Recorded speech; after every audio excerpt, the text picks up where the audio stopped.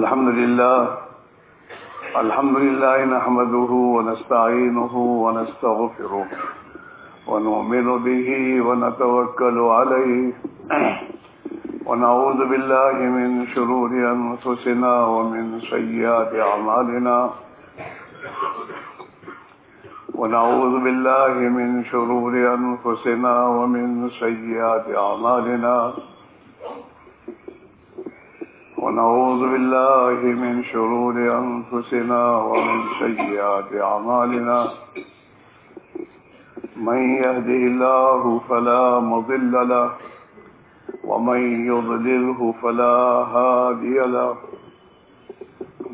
ونشهد أن لا إله إلا الله وحده لا شريك له ونشهد أن سيدنا ونبينا وحبيبنا وشفيعنا وسندنا ومولانا محمدا عبده ورسوله أرسله بالحق بشيرا ونذيرا وداعيا إلى الله بإذنه وسراجا منيرا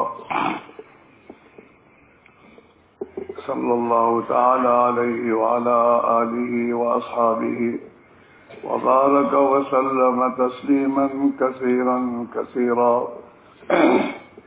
أما بعد فأعوذ بالله من الشيطان الرجيم بسم الله الرحمن الرحيم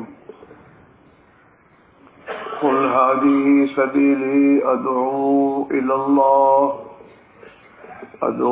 إلى الله على بصيرة أنا ومن اتبعني وسبحان الله وما أنا من المشركين.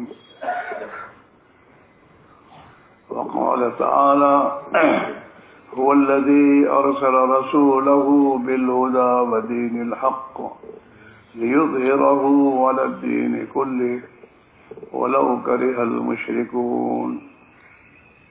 صدق الله مولانا العظيم. محترم دوست بزرگ اور بھائیو،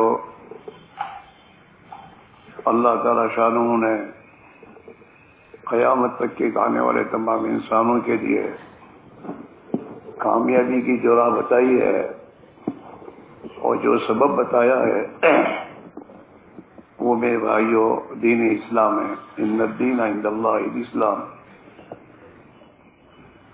کہ اللہ کے نزدیک انسانوں کی دنیا اور آخرت کے بنانے کا راستہ دین اسلام ہے. جتنا دین اسلام زندگیوں میں آئے گا اتنا اللہ کی طرف سے دنیا میں بھی سلامتی کے فیصلے ہوں گے اور آخرت میں بھی انسان اللہ کے عذاب سے محفوظ ہو کر سلامتی کے ساتھ جنت میں چلا جائے گا.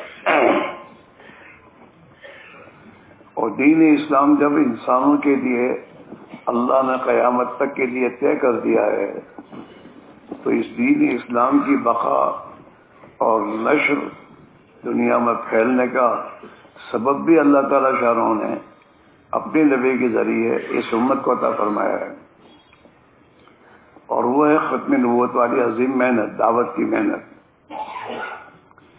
دعوت کی عظیم محنت اپنی صحیح اصولوں کے ساتھ جتنا وجود میں آئے گی اللہ تعالیٰ آسمان سے ہدایت کے فیصلے کرے گا. جیسے دنیا میں حضور کے زمانے میں کھیتی تھی تو کھیتی کے ذریعے انسانوں کی کھانے کی ضرورتیں خدا پوری کرتا تھا، آج بھی کر رہا ہے. کھیتی ہو رہی ہے، کھیتی کے ذریعے انسانوں کی ضرورتیں پوری ہو رہی ہیں. ایسے ہی قیامت تک کے لیے اللہ تعالیٰ نے ختم نبوت والی عظیم محنت کو انسانوں کی ہدایت کے ملنے کا سبب بنایا ہے. یہ ہدایت کی محنت وجود میں آنی چاہیے. ہاں، جو 4 اعمال ہیں حضور کی محنت میں، 4 اعمال ہیں: دعوت اللہ، تعلیم و تعلم، ذکر و عبادت اور خدمت. یہ 4 اعمال ہیں، ہمارے نبوت ہیں. یہ حضور پاک علیہ الصلوۃ والسلام نے دار ارقم میں بھی اسی کو زندہ فرمایا.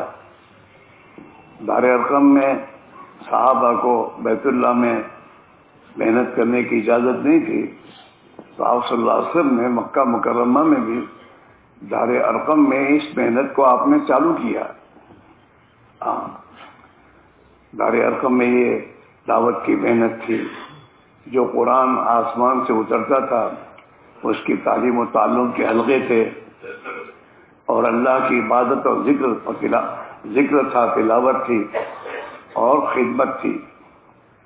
جو بھی اسلام میں داخل ہوتا تھا دار ارقم میں جو بھی مسلمان تھے وہ اسے اپنا بھائی بنا کر رکھ لیتے تھے. آ جاؤ تم بھی ہمارے ساتھ، جو ہم کھائیں گے تمہیں کھلائیں گے. سہارا نو مسلموں کے لیے سہارا جو تھے وہ دار ارقم تھا، وہاں جاتا تھا. اور جو صحابہ جتنے بھی صحابہ تھے ان کے پاس جو کھانا ہوتا تھا اسی کھانے میں وہ شریک ہو جاتا تھا. چندہ نہیں ہوتا تھا. آپ کو صحابہ کی زندگی میں چندہ نہیں ملے گا کہ وہ چندہ کر کے کھلاؤ. نہیں، جو ہمارے پاس ہے وہ ہم بھی کھائیں گے، تم بھی کھاؤ. ایک روٹی تو آدھی ہم آتی تم کھاؤ. یہ نظام تھا دار ارقم کا. 11 سال تک ہجرت تک دار ارقم میں صحابہ اپنے یہ کرتے تھے. تو میرے بھائی میرے عزیزو، اصل یہ ہمیں اور آپ کو فکر میں لینے کی چیز ہے. پہلے تو یہ دعوت کی محنت ہماری زندگی میں زندہ ہو. چلہ 3 چلے کا مسئلہ نہیں ہے. اپنے مقام پر رہ کر بھی ہمیں ان اعمال کے ساتھ اپنی دنیا کی مشغولی میں رکھنا چاہیے. اس محنت کے ساتھ دنیا کے کاموں کو جوڑنا ہے. اس محنت کو دنیا کے کاموں کے ساتھ نہیں جوڑنا. ہم سوچیں، ہم جہاں رہتے ہیں وہاں ہم اپنی مسجد کو کتنا وقت دے رہے ہیں، اور یہ 4 اعمال میں ہمارا وقت کتنا لگ رہا ہے اپنے مقام پر. اصل تو یہ سبب ہے ہدایت کے لیے. سبب تو یہ ہے حضور والی محنت اور اعمال کو زندہ کرنا اور نقل و حرکت کے ساتھ کرنا. یہ دونوں چیزیں ہیں. حضور نے امت کو نقل و حرکت میں لا کے رکھا. آپ نے ایک جگہ جمود میں اس امت کو نہیں ملے گا آپ کو. خود قرآن پاک میں قیامت تک اللہ نے آیتیں نازل کی ہیں، وما کان المؤمنون لینفروا کافہ، کہ ایمان والے سب کے سب تو ایک ساتھ اللہ کی راہ میں نہ نکلیں، لیکن ترتیب بنائیں کہ ایک جماعت جائے، وہ آئے، دوسری جائے. وما كان المؤمنون لينفروا كافة فلولا نفر من كل فرقة منهم طائفة. ایک جماعت ہر ایک قوم میں سے، ہر ایک برادری میں سے، اور ہر جماعت میں سے ایک جماعت اللہ کے راہ میں نکلے. ہاں، لیتفقهوا فی الدین، تاکہ دین کی سمجھ ملے انہیں.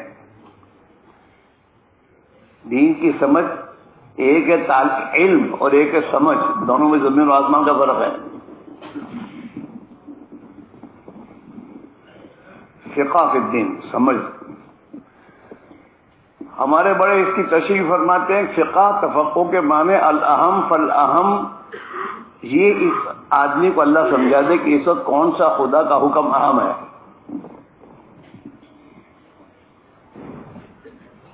الاہم فالاہم. ایک آدمی نماز پڑھ رہا ہے اور سامنے کنواں ہے، اور اس کنویں میں ایک اندھا گر سکتا ہے، اس تو جا رہا ہے وہ. تو اب اسے سمجھ جب ہوگی تو اپنی نماز توڑے گا، اس کو بچائے گا. اور تیر کون کی عقل ہوگی تو میں تو نماز نہ مرے.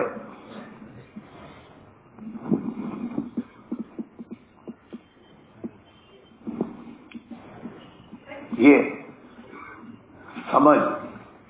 تجارت کس وقت مجھے کرنی؟ کیا میرے اطراف میں اقتدار پھیل رہا ہو اور میرے لیے اپنی تجارت میں بیٹھنا درست ہے؟ یہ سوچنے کی ضرورت ہے.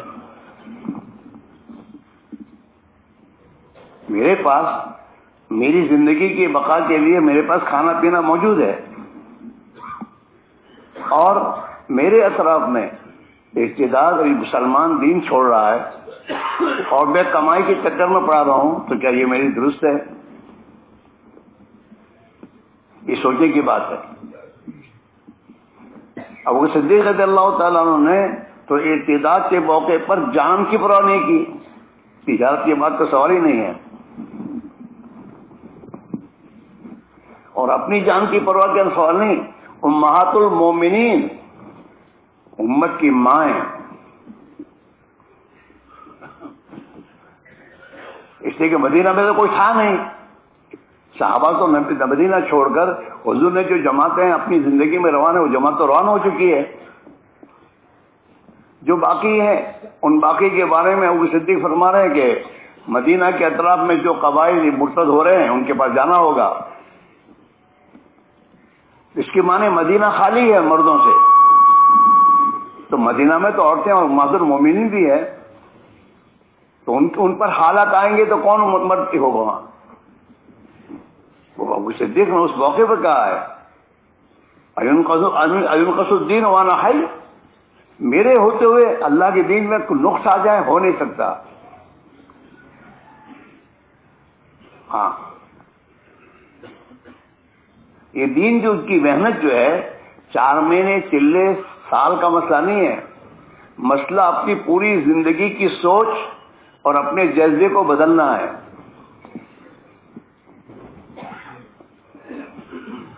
اب ہماری سوچیں اپنی دنیا کے بڑھانے کی تمام سوچ ہے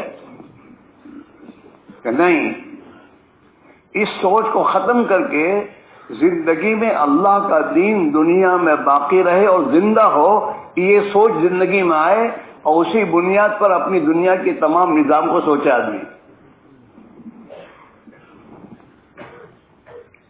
اس مجمع کے بارے میں کہہ رہا ہوں، کیا ہمارے اندر یہ چیز آئی؟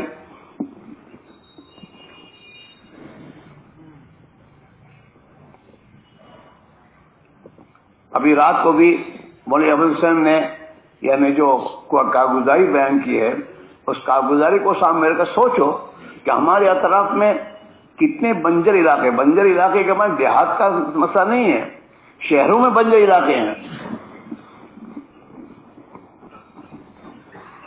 شہروں میں جتنی میرے دوستوں فیکٹریز ایریا ہے، اس فیکٹریز ایریا میں کتنے لاکھوں مسلمان ہیں جن کا نماز کا مسئلہ ہے، کلمے کا مسئلہ ہے، وہ اپنی دنیا کے اعتبار سے پڑے ہوئے بیچارے۔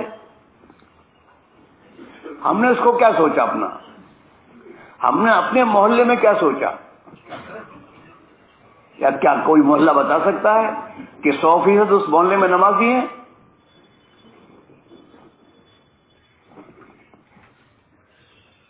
نہیں۔ اس کے لیے ہماری سوچ کیا ہے؟ اگر محلے میں کسی کے دوست دنیا کے نقصان ہو جاتا ہے تو ہم سب بیٹھ جاتے ہیں کہ بھائی بیچارہ حالات میں کچھ فکر کرنی چاہیے، اور مسلمان دین کے اعتبار سے حالات میں اس کی فکر کون کرے گا؟ اللہ ہمیں معاف فرمائے، ہم تو اپنی اولاد کے بارے میں فکر نہیں ہمیں۔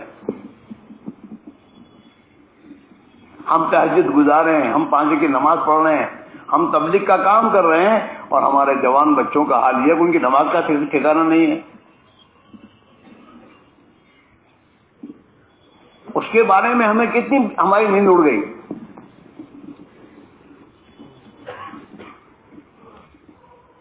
سوچنے کی بات ہے، اپنی فکر کو اپنے جذبے کو بدلنا کہ میری زندگی میرا بقا تو اللہ کے دین کے لیے ہے، دین کے لیے مجھے اپنا سب کچھ لگانا ہے، اور اب مجھے اپنی اولاد کی پرورش دین کے لیے کرنی ہے۔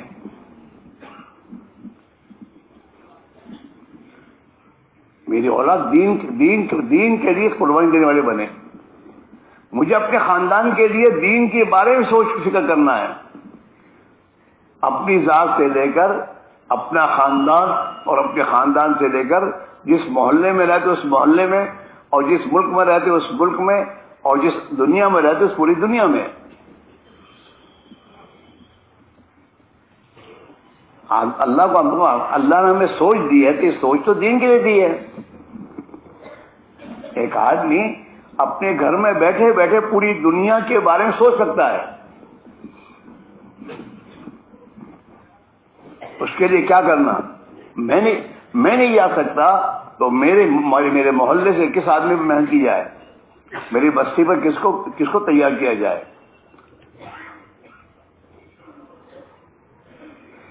اب جیسے ابھی ہماری جماعتیں جنوبی امریکہ میں جا رہی ہے, اس جنوبی امریکہ کے حالات ہمارے سامنے آتے ہیں.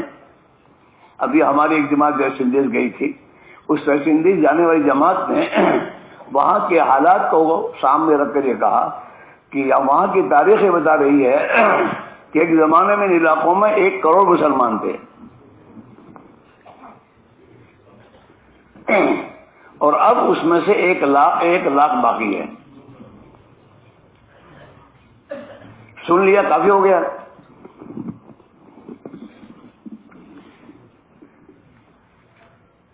سوچے کی بات, ایسے تو کتنے ملک ہوں گے, کتنے علاقے ہوں گے. آسٹریلیا میں ہماری جماعتیں جاتی ہیں. شروع میں جو آسٹریلیا میں جماعتیں گئی ہیں, ان جماعتوں نے جب وہاں پر پیدل جماعتیں چلی پرک کے علاقے میں,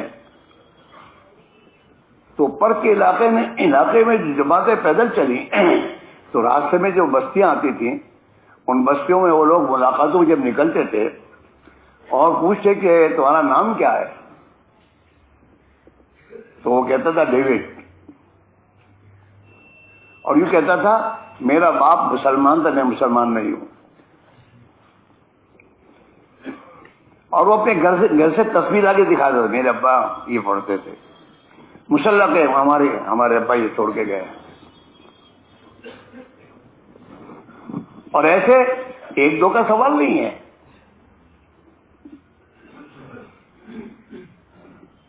ہم اپنے ضلعوں کو دیہاتوں کی خیر خبر لیں. ہمیں تو پتہ بھی نہیں کہ ہمارے ضلع میں دیہات کتنے ہیں, اور ان دیہاتوں میں کتنے دیہاتوں مسلمان ہیں.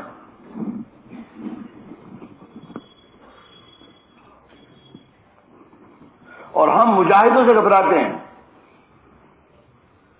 ہم عادی بن گئے راحتوں کے. ایسے علاقے میں جماعت کا جانا یا ٹھہرنا بہت مشکل ہے جہاں پر پنکھے نہ ہو. یہ میں نوئی کی بات نہیں کہہ رہا ہوں. ہم اپنے آپ کو سوچیں کہ ہمارا مزاج کیا بن رہا ہے.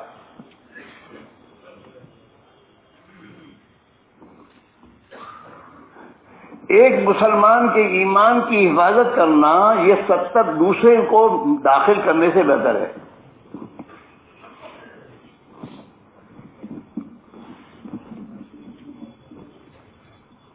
ہم سوچیں,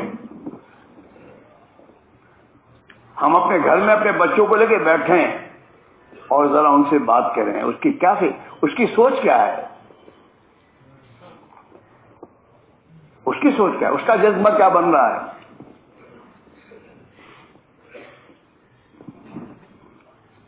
دن بدن ہمارے بچوں کے ہاتھوں میں نئی گھڑیاں آ رہی, کیا مطلب ہے اس کا؟ اس کے اندر کا جذبہ کیا ہے؟ یہ تو دنیا داری بن رہا ہے.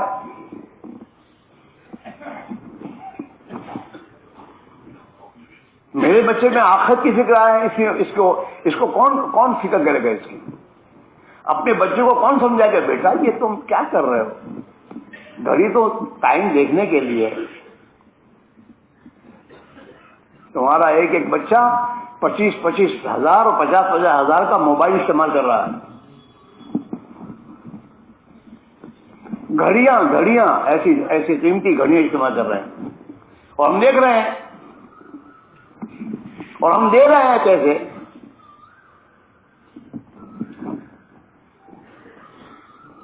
یہ ہماری زندگی کا ہمارا معاشرہ ہے. اور امت کا تو حال کیا ہو تو اللہ بہتر جانتا ہے. ہمارے معاشرے میں دن بدن میرے دوستوں حضور کی سنت آ رہی ہے یا سنت کے خلاف کیا معاشرہ آ رہا ہے.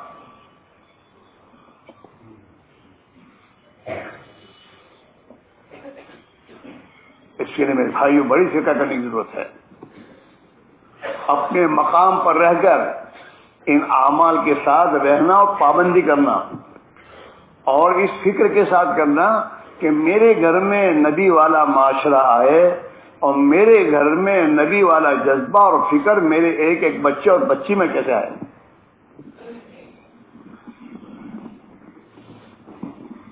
میری فیکٹری ہے اور فیکٹری میں مسلمان کام کر رہے ہیں تو اس کے ایک ایک میں وہ جذبہ اور فکر آئے، اس کی کیا کرنا، اس کے لیے مجھے کیا کرنا.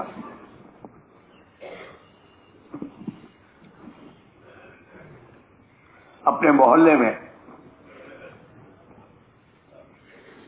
ہر لائن کا طبقہ ہے، غریب بھی ہیں، مالدار بھی ہیں، پڑھے لکھے بھی ہیں.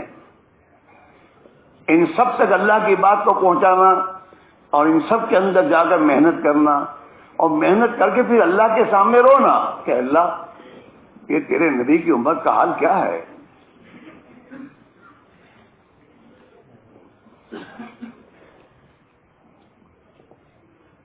تو اصل تو بات میرے دوستو، اس محنت کو اپنی صحیح نہج کے ساتھ اپنے مقام پر اور نقل و حرکت کے ذریعے پوری امت میں زندہ کرنا مقصود ہے، اور سب سے پہلے اپنے اندر اس کو زندہ کرنا مقصود ہے.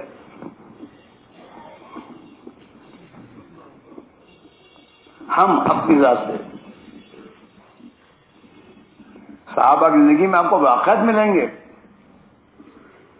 کہ دین کے تقاضوں پر 80 زخم کھا کے میدان میں پڑے ہوئے ہیں اور اللہ کے دین کے مددگاروں کے لیے آواز لگ رہی ہے یا الانصار، تو وہ صحابی تاب نہیں لا سکے، اندر کا وہ ہے، اور 80 زخم کھائے ہوئے صحابی اپنے سینے کے بل گھسٹ کر اس پر جانے لگے کہ اللہ کے دین کے مددگاروں کو بلایا جا رہا ہے، اللہ کے دین کو ان کو مدد کی ضرورت ہے.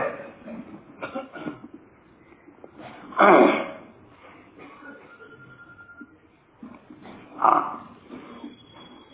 اللہ کے دین دنیا میں زندہ ہو، اس کا جذبہ ان کے جوانوں میں کتنا پیدا ہوا تھا کہ پہلی رات کی دلہن کو چھوڑ کر اللہ کے دین کے تقاضے پر میرے دوست دوڑنے لگے. ہمارا حال تو یہ ہے کہ 2 مہینے کے بعد شادی ہونے والی تاریخ ہے، میرے گھر میں شادی میں نہیں جا سکتا. یہ ہمارا حال ہے، ذمہ داروں کا حال ہے. اور کیوں؟ گھر والے کو کون سمجھا؟ تو سمجھا، تو لایا تیرے گھر میں. اپنے گھر کا ماحول بنا، تعلیم کے گھر کا ماحول بنا، تیری بیوی کا جذبہ دین بنے اور تیری دین کے کاموں میں مددگار بنے. وہ ہماری اولادیں ہماری مددگار بنے دین کے کاموں میں.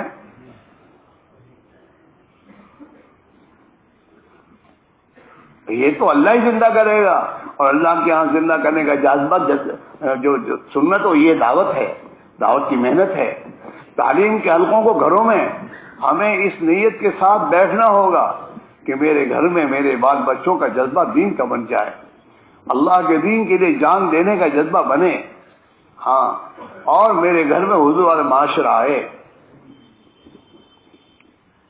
اس کے لیے تعلیم اہتمام سے کرنا، اپنے بچوں کے ساتھ روزانہ وقت نکال کر اللہ آخرت کے تذکرے کرنا، صحابہ کی قربانیوں کے تذکرے کرنا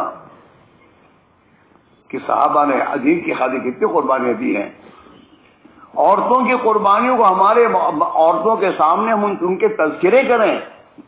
دنیا کی میں تو جھوٹی باتیں سن کر ان کے دل متاثر ہوتے ہیں، تو حق بات اور صحابہ کی قربانیوں کے تذکرے جب زندہ کیے جائیں گے تو کیا ان کے دلوں پر مؤثر نہیں ہوں گے؟ لیکن ہے ہی نہیں.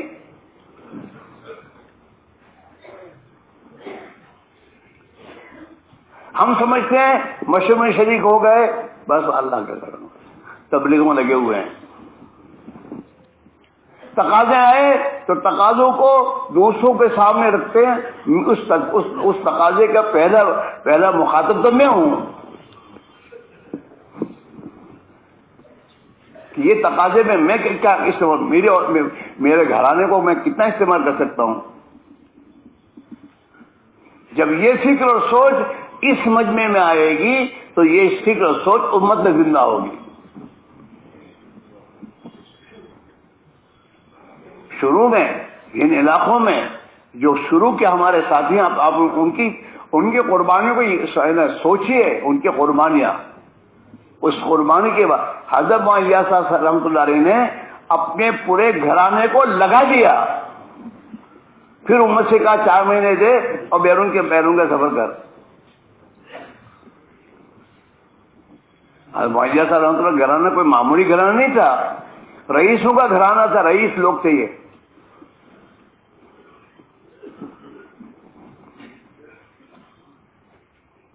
جب میری زندگی کا آدھا وقت نہیں لگ رہا تو میں امت سے آدھا وقت مانگوں تو کیسے یہ چیز زندہ ہوگی؟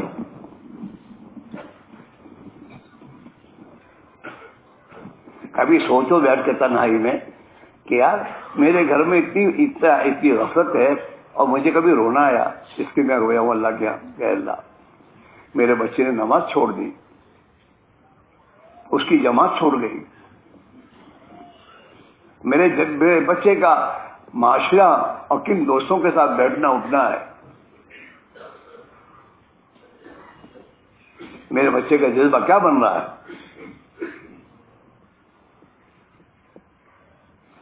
قرآن ہر مسلمان سے کہہ رہا ہے یا ایھا الذین آمنوا قوا انفسکم واہلکم نارا، او ایمان والو اپنے آپ کو اور اپنی اولاد کو جہنم سے بچاؤ.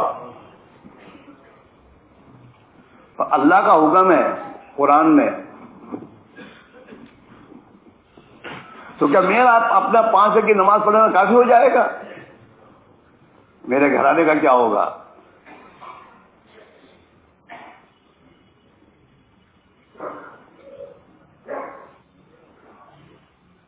ہماری سوچ، ہمارا جذبہ یہ بدلنے کی ضرورت ہے کہ آخر موت ایک دن مرنا ہے اور اپنی ذمہ داری کا جواب اللہ کو دینا ہے. یہ ہر مسلمان پہ 2 ذمہ داریاں ہیں، اپنی ذات سے یہ اللہ کا بندہ بن کر مسلمان بن کر زندگی گزارے اور اس دین کو دنیا میں زندہ کرنے کی محنت میں اپنی جان مالی قربانی دے. یہ 2 ذمہ داری ہر مسلمان پر ہے اور اسے مرنے کے بعد ان دونوں ذمہ داریوں کا جواب دینا ہوگا.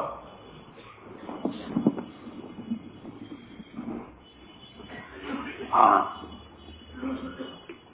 حضرت معاویہ صاحب فرمایا کرتے تھے نا کہ بھائی میں تو یہ چاہتا ہوں نمازی نماز دعوت کے ساتھ نمازی ہو،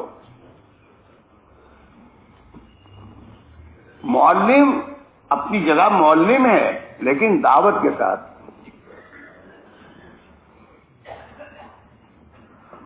ذاکر ذکر کرے اپنا لیکن دعوت کے ساتھ. ہمارا حال تو یہ ہے کہ بزرگوں کے پاس جا کے مہینے میں 2 مہینے گزار کر آتے ہیں اور گھر والوں کو تسبیح اور ذکر کی کیا تذکرہ بھی نہیں کرتے. تیری ذمہ داری ہے، تیری بیوی تیرے بچے اللہ کی ذات کی کیسے بھی اس کی فکر کر دو. ان کی زندگیوں میں آئے، اس کے لیے گھر کی تعلیم ہے. گھر کی تعلیم کو معمولی مت سمجھو، اس کا چھوڑنا اپنے پورے گھرانے کا نقصان کرنا ہے.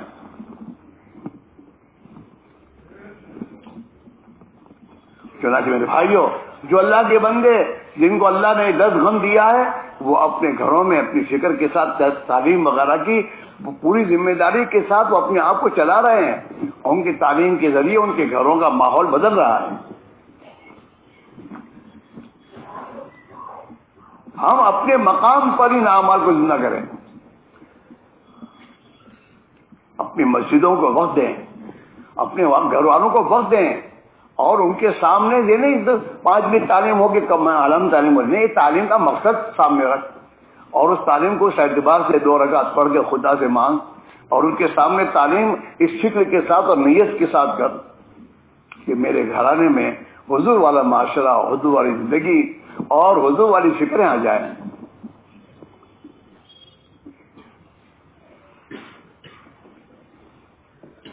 اپنی بیٹھکوں کے ہمارے تذکرے بدل جانے چاہیے، آخرت کے آنے چاہیے، دین کے ہونے چاہیے۔ ہمارے آپس کی بیٹھکوں میں یہ سوچ کہ بھائی اپنے ضلع میں کتنے دیہات ہیں، کچھ پتہ نہیں اس کی کیا کرنا۔ مسلمان یہ آج کل حالات سے جو گزر رہا ہے مسلمان، آپ سوچئے، دنیا کی قوموں کو اسلام سے دشمنی ہے، مسلمان سے نہیں۔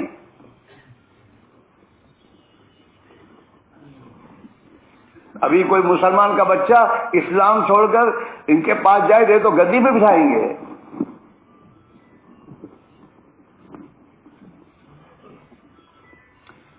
میرے گھر سے، میرے خاندان سے، میرے بال بچوں سے، مسلمانوں کی زندگیوں سے اسلام اور دین کا درد و غم ہی نکل گیا۔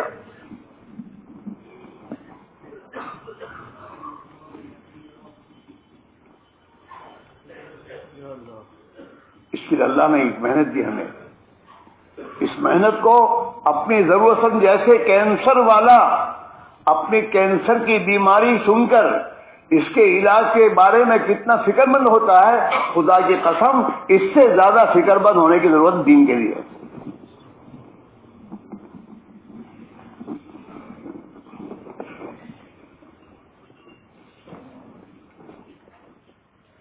ایک اپنی ذات کو بچانے کے لیے اپنی جائیداد بیچ دیتا ہے کینسر سے بچنے علاج کے لیے۔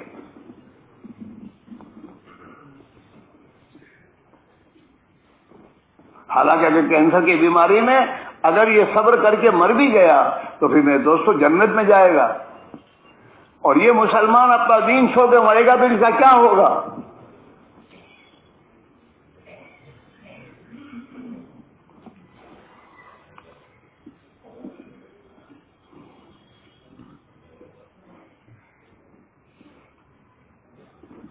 اس میرے بھائیوں، ہم اپنے مقام پر رہ کر اپنی مسجد، اپنے محلے میں ان اعمال کو زندہ کرنے کے ساتھ اپنے دنیا کے کام کاج میں لگیں اور قربانی کو بڑھانے کی فکر میں آئیں۔ دین کے تقاضوں پر اپنے دنیا کے تقاضوں کو ہم میرے دوستوں پیچھے کریں، چھوڑیں۔ یہ قربانیاں اللہ کو پسند ہے، اور اس قربانی پر اللہ تعالی شانہ اپنی قدرت سے دین کو دنیا میں زندہ کرے گا۔ حضرت عائشہ رحمۃ اللہ علیہ کے بارے میں سنا اور فرمایا کرتے تھے اپنے ساتھیوں سے کہ بھائی ہدایت کے بارے میں دیر تو ہماری طرف سے ہے، اور یہ فرماتے تھے کہ اللہ کے یہاں جس قربانی کو مطالبہ ہے ہم وہاں تک اپنی قربانی جس دن پہنچا دیں گے آسمان سے ہدایت کا فیصلہ ہو جائے گا۔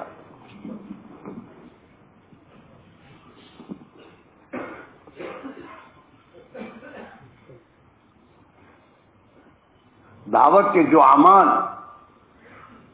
ہمیں اپنے بزرگوں نے بتایا، چاہے انفرادی ہو اجتماعی ہو، ان کو رسمی طور پر کرنے سے کام نہیں چلے گا۔ فرصت ملی تو ذکر کر لیا، ارے فرصت نکال، فرصت ملی تو گشت کر لیا، ساتھ ہی کر لیتے ہیں گشت، ہماری مسجد میں گشت، بھائی تم گشت میں ہوتے ہو؟ کہا میں تو مجھے تو عذر ہے۔ کیا عذر؟ دکان کاروبار کا عذر، اس کو عذر کہتا ہے۔ قرآن نے تو اس کو کہیں عذر نہیں کیا، کہا ہے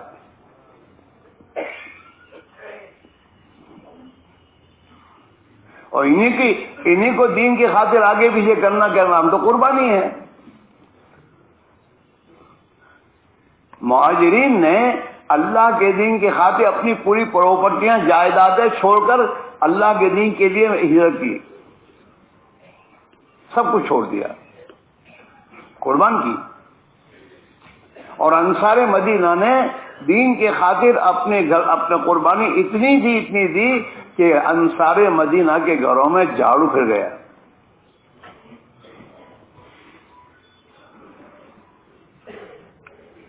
ہمارے لیے وہ نمونہ ہے۔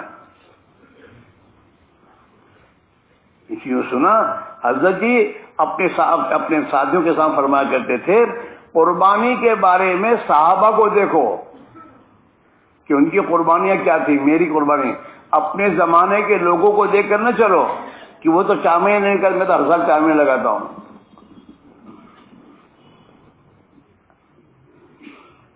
یہ نہیں ہے کہ صحابہ نے قربانی کہاں تک دی ہے، کہ وہاں تک تو میں نہیں ہوں، میری قربانی وہاں تک نہیں پہنچے تک. یہ تو شہید آدمی سعادت مند ہے جس سے اللہ اس راہ میں آگے بڑھنے کی توفیق دے اور اس کی جان مال کو خدا دین کے لیے قبول کر لے. وہ نہیں تو لگنے والی ہے، جان مال تو لگے گی، مٹی پہ لگے گی، خواہشات پہ لگے گی. خواہشات، ہماری زندگیاں آج ضرورت پر نہیں خواہشات پہ چل رہی ہیں. حضرت اپنے ساتھیوں سے فرمایا کرتے تھے زندگی کو سادگی پر لاؤ.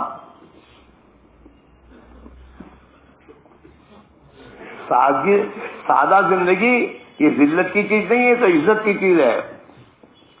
اللہ نے مال دیا ہے اور مال میں بچے کی شادی ایک سادہ زندگی میں شادی کرتا ہے تو لوگوں کے دلوں میں اس کی عزت ہوگی کہ یار اتنا بڑا آدمی اور اس کے بچے کی شادی اتنی سادہ.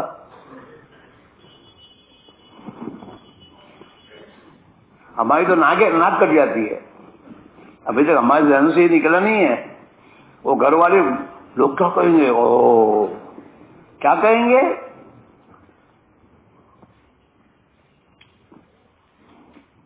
اسے ہمارے اندر کا فکر سوچ ہی نہیں بدلا کہ اب کیوں ہے. ہمارا جذبہ اب یہ قربانی کی ضرورت ہے. ہم قربانی پر آئے، اتنے سالوں سے تبلیغ میں لگے ہیں اور اب تک ہمارا فکر نہیں بدلا. ہم چلے سے 3 چلے پہ نہیں آئے. دنیا بھر میں دیکھ کر، دنیا بھر میں جماعتوں میں جا کر مسلمانوں کا حال دیکھ کر آنے کے بعد ہمارا حال یہ ہے کہ یار مسلمانوں کا تو حال یہ ہے.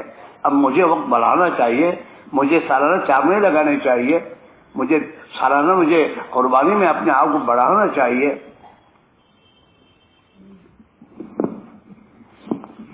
وہ ہمارے ہاں جماعتیں تیار ہوتی ہیں، امیر نہیں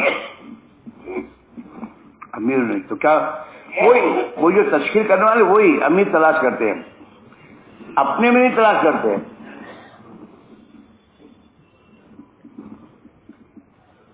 میں ان سے یہی پوچھتا ہوں تو بھائی تمہارے اندر بھی تو امیر ہے، تمہارے اپنے اوپر نظر نہیں آتی، دوسروں پہ نظر جاتی ہے تمہاری. اور جب کام کرنے والا مجمع اس رخ پر آئے گا نا تو یہی چیز دوسروں میں داخل ہوگی، پھر امیروں کا مسئلہ کھڑا نہیں ہوگا. اچھا کمال کی بات ہے کہ جو ذمہ دار اپنے آپ کو کہہ رہے ہیں ان کا بھی چلہ اس سال کا باقی ہے، لیکن وہ اپنے بارے میں نہیں سکتے بھائی میرا ہی چلہ باقی ہے، تقاضا ہے، مجھے تیار ہو جانا چاہیے.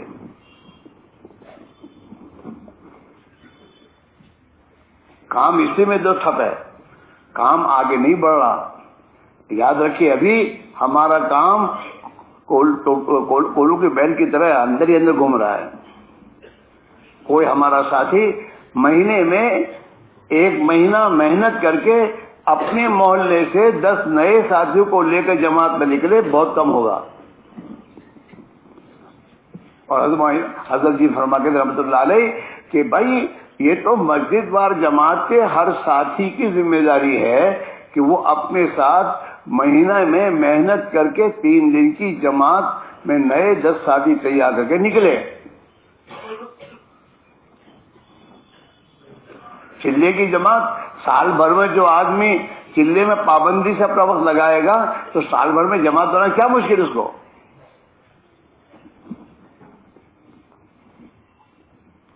لیکن بات یہ میں دوستو خود کا ہی ٹھکانا نہیں، پھر دوسروں کے جو آدمی اپنی ذات سے پکا نہیں ہوتا نا اس کی تشکیل بھی خصوصی ہوتی ہے.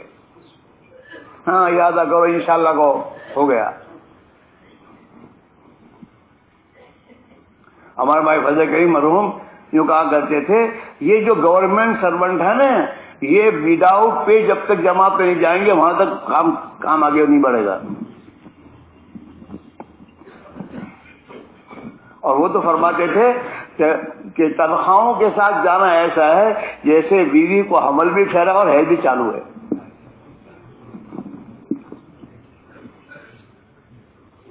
وہی کہتے تھے.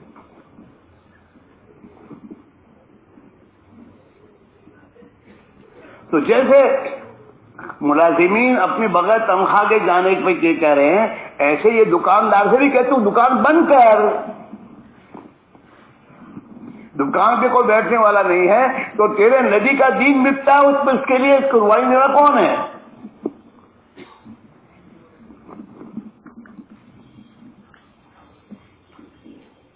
سوچنے کی بات تو یہ ہے. اسے دیکھیے، جو ملازم تنخواہ کے ساتھ چھٹی میں جاتا ہے نا، اس کی وہ تشکیل بھی ایسی فسوس ہوگی. بھائی آپ وقت لگائیے، آپ کے پاس ٹائم بہت ہے، آپ کے پاس بہت چھٹیاں باقی ہے. ہاں لیکن اب جو لیکن کہہ کے اس نے بولنا شروع کیا تو اندر سے کمزور ہوگا. اور کوئی کہے کہ میرے پاس چھٹیاں نہیں ہیں، اچھا پھر آئندہ ارادہ کرو. اور اگر یہ بغیر تنخواہ کے خود وقت لگا رہے ہیں تو فوراً کہ نہیں وداؤٹ پے بھی چھٹیاں تو ملتی ہیں، بغیر تنخواہ کے چھٹیاں کون نہیں دے گا؟ ہر ایک دیتا ہے.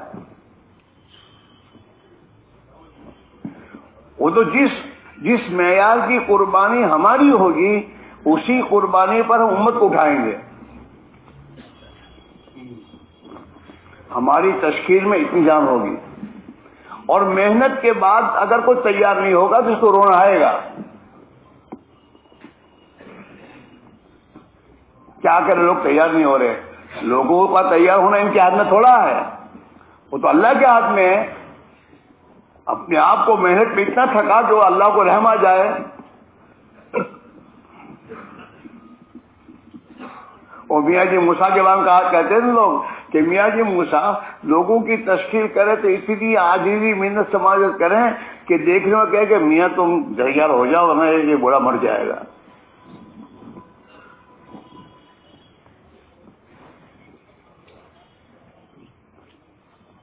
اس میں مسئلہ ہمارا ہے.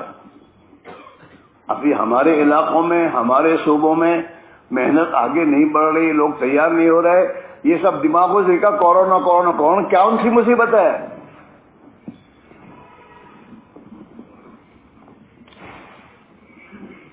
یہ سب بیکار باتیں ہیں. ہم متاثر ہیں. ہم اپنے آپ کو لائیں اس بات پر کہ ہمیں تو اپنے علاقوں میں، اپنے ضلعوں میں چل پھر کر محنت کر کے اپنے آپ کو تھکانا ہے. اتنا تھکانا ہے کہ اللہ کو ہم پر رحم آ جائے.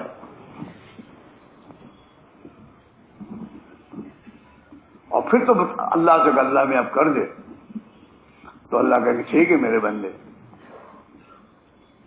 اوپر سے فیصلہ آئے گا. ہاں، اس لیے مقامی محنت میں بھی ہمیں آگے بڑھنے کی ضرورت ہے اور اپنی قربانیاں اللہ کی راہ میں بڑھانے کی ضرورت ہے. ہم چین سے نہ بیٹھے. جیسے دنیا کے کاموں میں بغیر چین کے بے چین ہو کے آدمی چلتا ہے، دین کی خاصے بے چینی.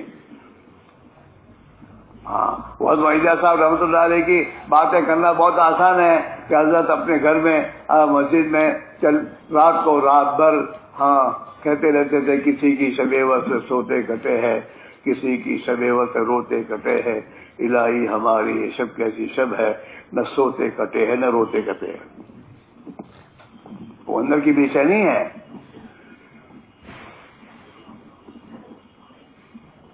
وہ اندر کی بے چینی ہے. وہ بے چینی ہم میں پیدا ہونی چاہیے. ہاں، درد دل کے واسطے پیدا کیا انسان کو، درد دل کے واسطے پیدا کیا انسان کو، ورنہ مطاعت کے لیے کچھ کم نہ تھے کر رو بیاں. فرشتے بہت بیاں عبادت کر رہے ہیں، نمازیں پڑھ رہے ہیں. درد دل اصل تو ہے. اپنے محلے میں ہم چلتے ہوں، پھر رہے، نماز میں جا رہے ہوں اور ہم دیکھیں کہ محلے کے لوگ اذان ہو رہی اور کھڑے کھڑے باتیں کر رہے ہیں، جوان کھیل رہے ہیں، اور ہمارے دل میں ذرا بھی درد پیدا نہ ہو.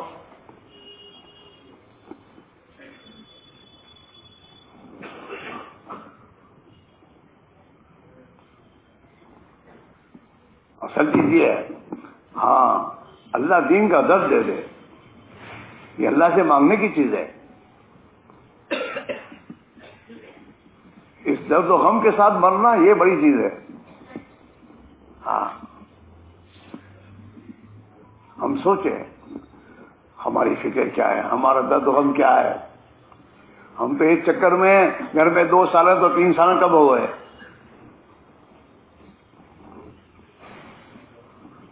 کیا ہماری قربانی حاضر تک آئی کہ 2 سال سے 1 سال پر آ گئے ہوں؟ نا، جو چیز دیکھی وہ ہمارے اس کی طرف ہم میں آ جاتی ہے چیزوں کی. اور ان کے سامنے آخرت تھی کہ آخرت میں اللہ بہت دے گا، دنیا کو کیا کرنا ہے. اس لیے میرے بھائی میرے عزیز ہو، یہ ہمارے جو مشورے ہیں، مشوروں کے معنی یہی میرے بھائی ہو، یہ مجمع اپنی ذات سے اپنے بارے میں فیصلہ کر کے اپنے علاقوں میں چل کر محنت کرے. حضرت معیدیہ صاحب نے بہت کم قربانی کی ترتیب بتائی ہے. مہینے کے 3 دن دو، روزانہ کے 2.5 گھنٹے 8 گھنٹے روزانہ دو. مسجد کو، مسجد کی فکروں کو، مسجد والے اعمال کو اور اپنی مسجد میں اعمال کو زندہ کرو. دعوت کی محنت زندہ ہونی چاہیے اور اپنے آپ کو قربانی پر ڈالو. دنیا کو قربان کرو اللہ کے لیے اور تاکہ آخرت بنے. ہاں، رمضان میں اپنا کھانا پینا اللہ کے لیے چھوڑتا ہے، اللہ کے لیے. تو اس پر اللہ کہہ رہے ہیں روزہ میرے لیے ہے، میں اس کا بدلہ ہوں. یہ دکانیں اگر یہ اختیاری طور پر اللہ کے دین کے لیے چھوڑی جائے گی تو ان دکانوں کو میرے دوستوں ناگہانی مصیبتوں سے نہیں چھوڑنی پڑے گی.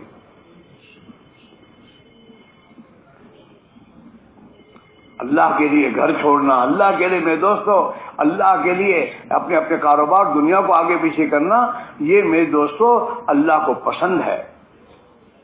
ہاں، ابراہیم علیہ السلام نے اللہ کے لیے شام کا میرے دوستوں پھلوں کا والا ملک اللہ کے لیے چھوڑا اور وادی غیر ذی زرع میں اپنے آپ کو ڈالا. اللہ نے وہاں پوری دنیا کے پھلوں کو پہنچایا.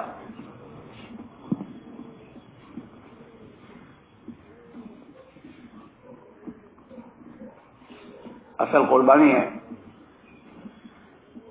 اور اصل اس مجمع کی قربانی ہے. ہمارے یہاں ہمارے ایک حکیم صاحب تھے، اللہ ان کی مغفرت فرماوے، احمد آباد میں، وہ یوں کہا کرتے تھے نکلو نکلو کا زمانہ گیا، چلو چلو کا زمانہ آیا. ابھی ہمارے مجمع یہ نکلو نکلو نہیں، چلو چلو. اپنے مہینے کے 3 دن کے بجائے 6 دن دینا شروع کیے، 9 دن دینا شروع کیے. اب دوسروں سے کہو گے چلو تو چلو. بیج میاں گیہوں بو گے تو گیہوں اگیں گے اور کانٹے بو گے تو گیہوں آئیں نا. جس معیار کی قربانی ہماری ہوگی اس مقدار کی قربانی خدا امت کو زندہ کرے گا. وہ ایک اللہ کا بندہ، اس نے اپنا سب کچھ لگانے کا فیصلہ کر کے امت کو پکارا. ہزاروں لاکھوں امت کے لوگ اللہ کے دین کے لیے قربانی دینے والے بن گئے.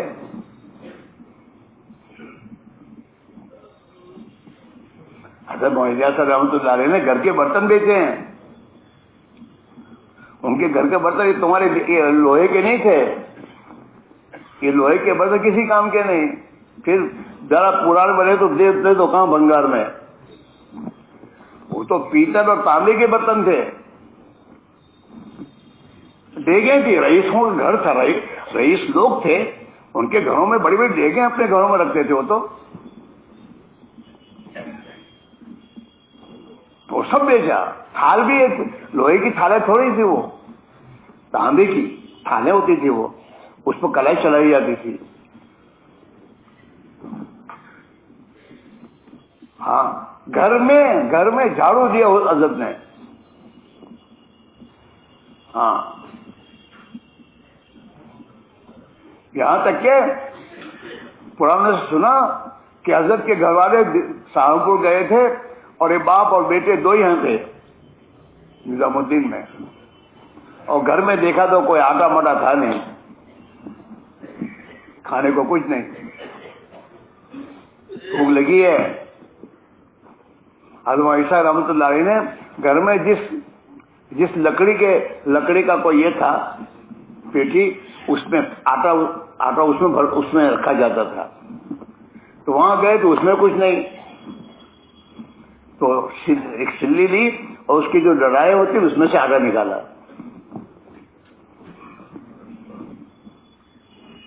اور آٹا نکال کر ایک روٹی بنے اتنا وہ نکلا، تو اس کو روٹی پکانے کے لیے چولہے پر بیٹھے۔ اس میں حضرت نے فرمایا تھا ماں عائشہ کو کہ یوسف اب اس چار دیواری میں کبھی فاقہ نہیں آئے گا۔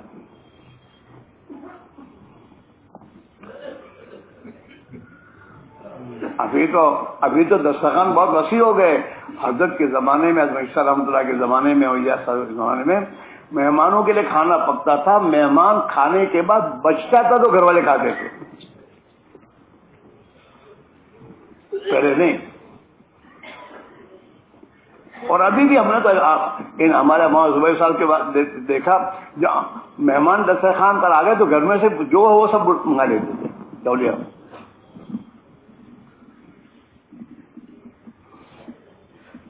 اس میرے بھائیوں، یہ مجمع اب تو یہ طے کر کہ نہیں، اب اس کام کو مجھے اپنا کام، اپنی ذمہ داری کر کے سب سے آگے رکھ کر اس کے تقاضوں کو پورا کرتے ہوئے پھر امت میں چل پھر محنت کر کے امت کو اس کے لیے کرتے ہیں۔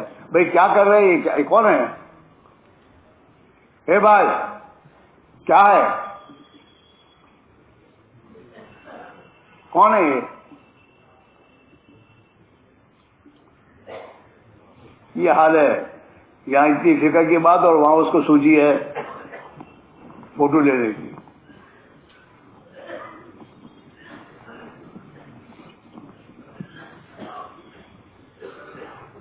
اس میں سب سے پہلے میں اپنے آپ کو کہہ رہا ہوں، ہم سب اس کو لیں، ہماری قربانی کی مقدار آگے بڑھے اور ہم اپنے آپ کو قربانی پر ڈال کر امت کو لے کے چلے۔ چلو ہمارے 4.5 مہینے کی ترتیب ہمیں آنا چاہیے کہ 4 مہینے سالانہ مجھے لگنے چاہیے۔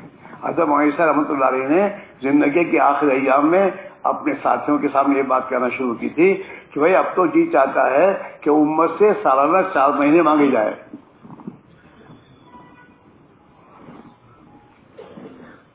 4 مہینے بھی تھوڑا ہے۔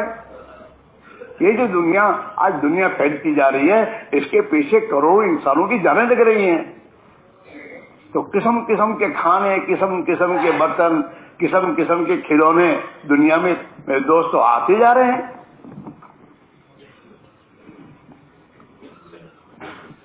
دین کے خاطر صحابہ کی ایک مبارک جماعت تھی، 100% نے دین کی خاطر جب قربانی دے ڈالی تو اللہ تعالیٰ شان نے ان کی قربانی پر دنیا عالم میں دین کو زندہ فرما دیا۔ ہمیں تو ابھی محنت کی ضرورت ہے کہ ہمارے گھروں میں سے چور چوری کر رہے ہیں، ہماری غفلتوں سے پڑ گیا پھیکا چمن تیرا، ہماری غفلتوں سے پڑ گیا پھیکا چمن تیرا، مٹایا خود ہی ہم نے اس چمن کو باغباں ہو کر۔ ہم نے اپنے گھروں سے سنتوں کو دھکا دیا ہے۔ ہمارے بچے اللہ کی نبی کے دشمنوں کے فیشن والے لباس اور کپڑے پہن کر ہمارے گھروں میں آئے، ہمارے محلوں میں آئے، اور ہمارا حال بے دوست یہی۔ ہمارے گھر کی عورتوں کا حال کیا ہے؟ ہمارے کاروبار میں ہم کس طریقوں کو لا رہے ہیں؟ ہماری غفلتوں سے پڑ گیا پھیکا چمن تیرا، مٹایا خود ہی ہم نے اس چمن کو باغباں ہو کر۔ دشمنان دین تو کیا اسے مٹائیں گے؟ اس مسلمان نے اپنے ہاتھ سے اس دین کو مٹایا ہے، یہ اللہ کو کیا جواب دے گا؟ کہ آسمان سے اس کے لیے ذلتوں کے بے تو فیصلے کیوں نہیں ہوں گے؟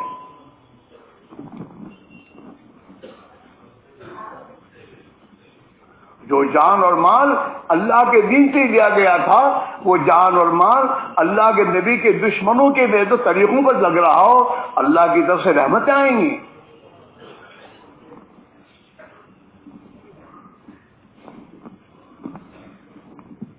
تو کیسا باغ کا مالی کہ رکھوالی نہیں ہوتی، تو کیسا باغ کا مالی کہ رکھوالی نہیں ہوتی، اگر ماری اور رکھوالی تو پاماری نہیں ہوتی. گھروں میں جو خدا کے دشمنوں کے طریقے آ رہے ہیں، ہم باغ کے مالی ہیں، ہماری فکر نہیں ہے کہ میرے گھر میں یہ کیوں آئے. تو کیسا باغ کا مالی کہ رکھوالی نہیں ہوتی؟ اگر مالی اور رکھوالی تو پاماری نہیں ہوتی. یہ سوچنے کی بات ہے میرے دوستوں. یہ مجمع فیصلہ کر کے جائے گا. ہاں، دو مہینے میں کارگزار کچھ نہیں ہوا، کچھ نہیں، یہ کوئی کارگزاریاں ہیں.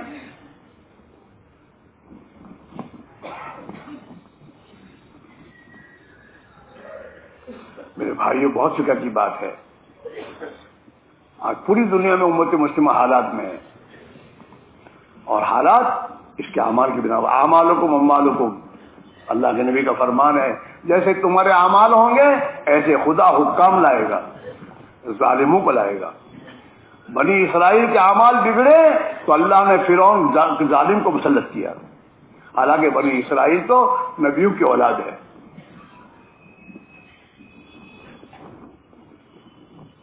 نبیوں کی اولاد، لیکن نبیوں کی زندگی چھوڑی، خدا کے احکام کو توڑا، اللہ نے فرعون جیسے کمینے کو مسلط کیا. لو جاؤ.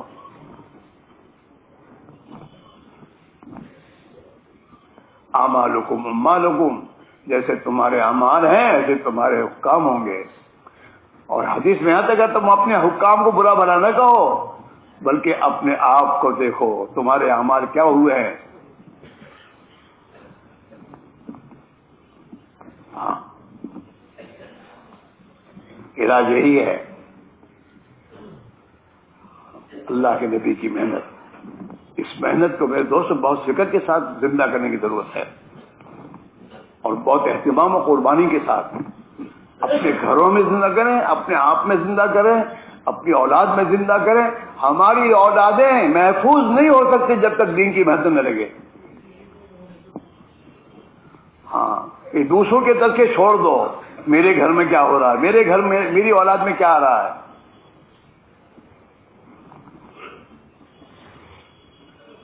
حق کا دائی آدمی جب حق کا دائی ہوگا تو باطل کا مدعو نہیں بنے گا. ورنہ وہ چاہے کتنی عبادت کرنے والا بن جائے، لیکن دائی حق کا نہیں ہے تو اس کے گھر میں باطل آئے گا.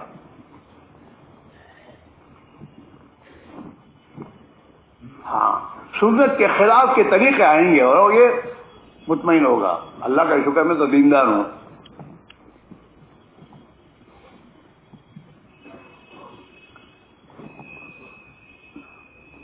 اس میں بھائی میرے یہ مجمع فیصلہ کرے کہ نہیں، اب تو چین سے نہیں بیٹھنا ہے، اب دنیا کی خواہشات زندگی گزار لی، اب تو اللہ کے دین کے لیے کچھ قربانی ایسی دینی ہے کہ جس پر اللہ کو رحم آ جائے، اور ہماری بستی علاقوں میں 100% سلمان اللہ کے دین کی محنت میں اپنی جان مال لگانے والا بنے.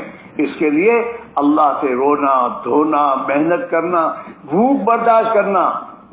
ہاں، بھوک برداشت کرنا، دیہاتوں میں پیدل جانا اور وہاں جا کر اللہ کے لیے محنت کرنا. ہاں، اللہ کو دکھاؤ وفاداری، تو پھر وہ اپنے قدرت سے کرے گا سب کچھ. اس لیے بھائی، ہمیں اور آپ کو اللہ نے یہاں پہنچایا ہے، ہمارے سامنے تقاضے ہیں. آپ نے رات کو کارگزاری سنی، صبح کی سنی، صبح کی.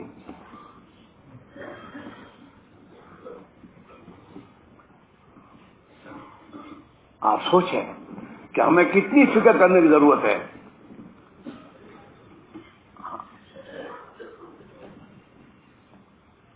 ہماری قربانیاں، اور ہماری قربانی اللہ کے رائے گاہ نہیں جائے گی. اللہ تو بڑے شکور ہیں، اپنے بندوں کی محنتوں کی بڑی قدر کرنے والے ہیں وہ. ہاں، اس لیے ہم سب اپنی ذات سے اپنے علاقوں میں محنت کرنے کے ساتھ ساتھ پورے عالم کے اعتبار سے اپنے علاقوں سے، یہ مت سوچو کیسے ہوگا، کرنے والے اللہ ہے.